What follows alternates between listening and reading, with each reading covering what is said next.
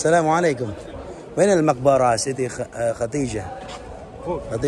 خديجة هنا الطريق هنا. فين؟ تعال منا كده هنا. من برا. اليسار بعد اليسار كمان. هو عند الشجرة؟ ايوه عند شجرة، ورا الشجرة هنا. ورا شجرة؟ واحد فوق هنا. آخر واحد فوق. ايوه ان شاء الله. Jadi itu lokasi makbarah dari syukran ya Habibi. السلام.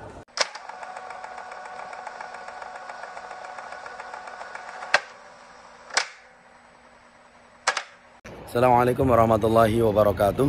Bapak Ibu sekalian, hari ini saya berada di lokasi Makbarah Ma'la yang ada di Makkah Al-Mukarramah. Kuburan ini adalah lokasi di mana Ummul Mukminin Khadijah radhiyallahu taala anha yaitu dimakamkan. Kita akan berkunjung ke dalam, kita akan cari tahu bagaimana kondisi Makbarah Ma'la dan kita akan bercerita kisah tentang Ibunda Khadijah radhiyallahu taala anha sebagai istri dari Rasulullah SAW, istri yang selalu beliau cintai, istri yang selalu beliau puja-puja, dan bahkan Aisyah radhiyallahu taala anha pun sangat merasa cemburu ketika mendengar namanya, bahkan tidak pernah berjumpa dengan beliau. Masya Allah, begitu agungnya perangai beliau, begitu hebatnya keteguhan beliau, karena beliau adalah wanita pertama yang menjaga dakwah Nabi, wanita pertama yang mendukung dakwah Nabi SAW ketika semua manusia menolak dakwah beliau. Kita akan ke sana dan kita akan cari tahu. Oke, jadi untuk lokasi menuju ke Makbarah Ma'la, ini tembok tinggi ini adalah pintu pembatas dari kuburan Ma'la. Saat ini waktu menunjukkan jam 5 lebih 20 menit. Jam 5 lebih 20 menit, sudah cukup sore. Kita akan bergerak langsung menuju ke dalam, ke area Ma'la, dan kita akan mencari tahu bagaimana kondisi di sana. Kuburan ini terkenal yang pertama karena memang ini adalah salah satu kuburan yang tertua yang ada di kota Makkah.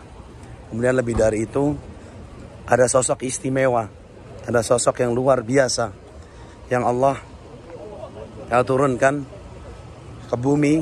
Kemudian beliau itu meninggal dan dimakamkanlah di sana. Assalamualaikum. Hada Jannatul Ma'la. Makan Khadijah. Masya Allah. Is ismuka al-karim? Sa'ad al-Harbi. Masya Allah. Barakallahu fiik ya Ustaz. Jadi kita masuk ke dalam. Ini adalah tempat menunggu bagi para zair atau para peziarah yang ada di Ma'la. Tempat-tempat duduk ini pergantian. Jadi di sini dibagi-bagi waktunya. Kapan rijal atau orang laki-laki bisa berkunjung, kemudian berziarah di Makbarah Ma'la, dan juga di waktu yang lain, di waktu yang akhir, ini para ummahat, para ibu-ibu diizinkan untuk masuk melalui pintu ini, ya. Dan ini tidak boleh berikhtilat atau bercampur, akan tetapi yaitu berganti-gantian. Kemudian kita akan masuk ke dalam. Di sini. Assalamualaikum. وين المقبرة سيدي خديجة؟ خديجة هنا الطريق هنا. فين؟ تعال منا كده هنا. من برا. اليسار بعد اليسار كمان. هو عند الشجرة؟ ايوه عند شجرة، ورا الشجرة هنا. ورا شجرة؟ واحد فوق هنا. آخر واحد فوق. ايوه ان شاء الله. Jadi itu lokasi makbarah dari syukran ya Habibi. السلام. Jadi kita dapat informasi dari petugas langsung yang ada di Makbarah Ma'la. Jadi lokasi kuburan dari Siti Khadijah atau istri dari Rasulullah SAW, Ibunda Khadijah Ummul Mukminin, seorang wanita hebat yang tidak henti-hentinya saya lisan ini untuk memuji beliau. Begitu banyak kebaikan yang beliau lakukan di zaman Rasulullah SAW, hingga di tahun meninggalnya beliau, ketika beliau meninggal, yang mana beliau meninggal tidak jauh waktunya bersama dengan pamannya, dikenal sebagai Amul Huzn atau tahun kesedihan, tahun di mana Rasulullah SAW belum pernah Masya Allah, sepedih itu hatinya, sesakit itu hatinya ketika ditinggalkan oleh Khadijah binti Khuwailid. Masya Allah subhanallah. Ini kalau kita lihat makbarah yang ada di sini, tidak ada kijing, tidak ada rumah-rumahan, tidak ada patok, tidak ada patok yang bertuliskan nama, wafat kapan, lahir kapan. Hanya ada tanah yang datar. Kemudian hanya ada bebatuan yang diletakkan di sana. Ini merupakan bentuk dari salah satu sunnah yang bisa dikerjakan oleh kita kaum muslimin yang harusnya kita kerjakan sebagai kaum muslimin, karena memang untuk menghindari fitnah Dajjal di akhir zaman. Diterangkan Dajjal akan muncul, kemudian dia akan dengan izin Allah membangkitkan orang yang meninggal, kemudian dia mengaku sebagai Tuhan, dan disitulah fitnah terbesar Dajjal terjadi. Maka oleh karenanya untuk menghindarkan diri dari fitnah Dajjal ada beberapa hal, termasuk membaca 10 ayat dari surah Al-Kahf dirutinkan, kita jaga itu. Kemudian juga ketika kita meninggal kita berwasiat kepada anak turun kita supaya kuburan kita dibikinkan kuburan yang datar, tidak ada kijing, tidak ada ornamen-ornamen penanda apapun, hanya kuburan yang datar, dan mungkin hanya ada patok terbuat dari kayu. Kita mentelaah, kemudian kita memahami sabda dari Rasulullah SAW agar terhindar dari fitnah Dajjal. Kemudian di sana nanti adalah lokasi dari kuburan Ummul Mukminin Khadijah radhiyallahu taala anha, sebagaimana informasi yang kita terima dari penjaga kuburan yang ada di Ma'la ini. Ketika berbicara tentang Khadijah binti Khuwailid, masya Allah, tidak henti-hentinya lisan ini memuji beliau sallallahu alaihi wasallam, istri beliau sallallahu alaihi wasallam, yaitu Bunda Khadijah radhiyallahu taala anha. Sebab masya Allah, kita bayangkan ketika beliau pertama kali menerima wahyu, yaitu di Jabal Nur, kemudian ia pulang sallallahu alaihi wasallam, beliau pulang kemudian dalam keadaan ketakutan, dia mengatakan zammiluni, selimutilah aku wahai Khadijah, selimuti aku wahai Khadijah. Kemudian karena Rasulullah merasa ketakutan karena dia telah berjumpa dengan sesuatu yang ia tidak pernah lihat sebelumnya, namun sosok tersebut seringkali muncul dalam mimpi beliau sallallahu alaihi wasallam. Akhirnya Ummul Mukminin Khadijah mengatakan, ya zauji, wahai suamiku, la yuhzikallahu abada, Allah tidak akan pernah menghinakan padamu selama-lamanya. Wa innaka tasilur rahim, karena kau adalah seorang laki-laki yang menyambung family, dan kau adalah seseorang yang sayang terhadap anak yatim, dan kau adalah orang yang peduli dengan orang-orang fakir dan miskin. Maka demi Allah tidak akan pernah Allah menghinakan padamu. Lihat bagaimana moral support yang Ibunda Khadijah binti Khuwailid berikan kepada Rasulullah SAW, begitu istimewa.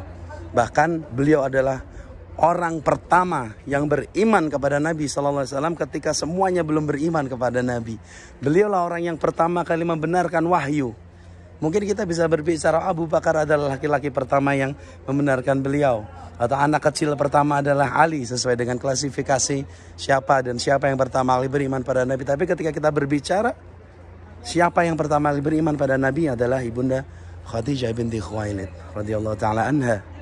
Masya Allah, seorang wanita hebat yang mendampingi Rasulullah SAW. Bahkan seperti yang saya ceritakan tadi, tidaklah pernah para istri-istri Nabi merasa lebih cemburu daripada ketika Nabi Muhammad SAW menceritakan tentang beliau, Ibunda Khadijah. Bahkan Aisyah mengatakan, saya tidak pernah berjumpa dengan Khadijah, namun ketika Nabi menyebutkan namanya, menceritakan tentang kisahnya, aku tidak pernah merasa secemburu itu. Subhanallah. Begitu luar biasanya peranan Khadijah binti Khuwailid di dalam membersamai dakwah dari Rasulullah Sallallahu Alaihi Wasallam. Jadi lokasinya di mana, Ustadz? Jadi di sini kan ada pohon nih, ada pepohonan, kemudian di sana ada bagian atas. Menurut informasi yang kita terima tadi, kuburan dari Khadijah binti Khuwailid ada di ujung sana, kemudian di dekat pepohonan yang paling pojok, yang paling tinggi lokasinya. Masya Allah. Maka tentunya sangat perlu bagi kita untuk senantiasa belajar tarikh, belajar tentang sejarah ummahatul mukminin, para sahabat, orang-orang yang pernah berjasa dalam dakwah Rasulullah Sallallahu Alaihi Wasallam. Ketika kita berbicara, kemudian kita lanjutkan kisah tadi, Khadijah binti Khuwailid setelah memberikan moral support kepada Rasulullah Sallallahu Alaihi Wasallam, akhirnya beliau pun datang kepada pamannya, atau datang kepada salah satu kerabatnya yang beliau adalah seorang ahli kitab yang tahu betul isi dari Taurat dan Injil, yang bernama Waraqah. Dia mengatakan, dia menceritakan apa yang dikisahkan dialami oleh suaminya Kemudian Waraqah mengatakan hadza namus alladzi jaa ila Musa. Katakanlah Khadijah, sesungguhnya yang datang kepadamu, yang datang kepada suamimu adalah namus alladzi jaa ila Musa. Itu seorang malaikat yang pernah datang kepada Nabi Musa alaihissalam. Namus adalah nama lain dari malaikat Jibril. Itu adalah malaikat Jibril yang sama datang kepada Nabi Musa dengan membawakan wahyu Allah Subhanahu wa taala. Kemudian dia mengatakan, seandainya saja ketika kaum suamimu ini mengusir kepadanya dan aku masih hidup, ya kan? Maka aku tolong dia sekuat tenaga. Ya. Maka akan aku tolong dia dengan apapun yang aku miliki. Begitu kata Waraqah bin Malik sebagai seorang ahli kitab yang betul-betul tahu akan isi dari Injil yang mana Rasulullah SAW telah diprediksikan di dalam kitab suci sebelum Al-Quran akan turunnya beliau. Bahkan innal ladzina utul kitab la ya'rifunahu kama ya'rifuna abna'ahum. Those who have given kitab, they really understand, they really know the prophet just like they know their own son. Jadi mereka kenal benar sama Nabi SAW sebagaimana mereka mengenal anak-anak mereka sendiri. Segala bentuk ciri-ciri kenabian ada pada Nabi SAW. And they really know that. Dan mereka nggak bisa menyangkal itu. Permasalahannya adalah apakah mereka mau mengesampingkan ego untuk beriman kepada Nabi, ataukah mereka menolak turunnya wahyu kepada seorang laki-laki dari Quraisy, yaitu Nabi Muhammad SAW, yang mana mereka bukanlah datang dari kalangan Bani Israel. Ini adalah hanya masalah egoisme, hanya masalah nepotisme semata. Hanya karena Nabi tidak datang dari kalangan Bani Israel, akhirnya mereka menolaknya. Hanya sedikit, termasuk Abdullah bin Salam, Waraqah bin Malik, orang-orang yang tahu betul tentang kenabian dari Nabi Muhammad SAW. Dan semenjak saat itu, Ibunda Khadijah meneguhkan hati untuk betul-betul membela dakwah Rasulullah sallallahu alaihi wasallam. Barakallahu fikum.